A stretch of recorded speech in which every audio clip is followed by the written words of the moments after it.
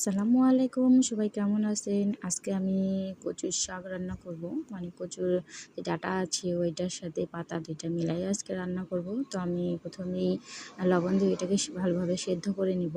আর এটাকে আমি মাছ দিয়ে রান্না করব। তো আমি সাইডে মাছ রাখছি এটা দিয়ে রান্না করার জন্য। আমার শাকটা সেদ্ধ হয়ে গেছে।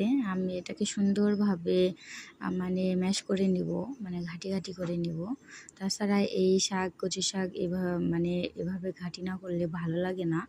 সেজন্য আমি সুন্দরভাবে এটাকে ঘাঁটি করে নিব। তারপরে এটাকে আবার তুলে নিব, যেহেতু আমার ঘাঁটি করাও হয়ে গেছে। আমি এরকম পর্যায়েই রাখবো, এর বেশি রাখবো না। তো এটা যেহেতু আমার হয়ে গেছে, এটাকে আমি তুলে নিয়ে পরে সবকিছু দিয়ে এটাকে তেলে দিব।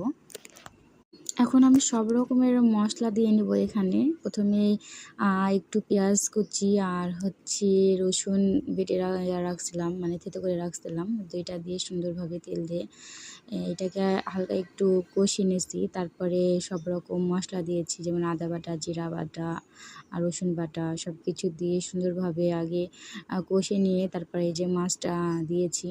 তো মাছটা কিছুক্ষণ আমি আগে একটু সেদ্ধ করে নেব। তাছাড়া তো শাকটা দেওয়া যাবে না, মাছটা কাঁচা থেকে যাবে আর মশলারও গন্ধটা যাবে না। তো আমি সুন্দরভাবে আগে মাছটা সেদ্ধ করে নেব, তারপরে শাকটা ঢেলে দেবো।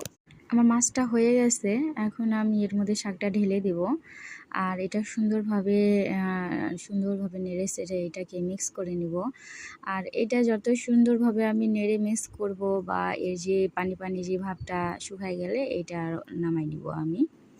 আমার শাক রান্না কমপ্লিট হয়ে গেছে। তো আমার মতো আপনারাও এইভাবে একবার রান্না করে খেয়ে দেখবেন যে কতটা মজা লাগে। আর আমি মাঝে মধ্যে এইভাবে রান্না করে খেয়ে দেখি, আমার খুব ভালো লাগে। তো আজকে এই পর্যন্তই, সবাই ভালো থাকবেন, আবার কথা হবে। আল্লাহ হাফেজ।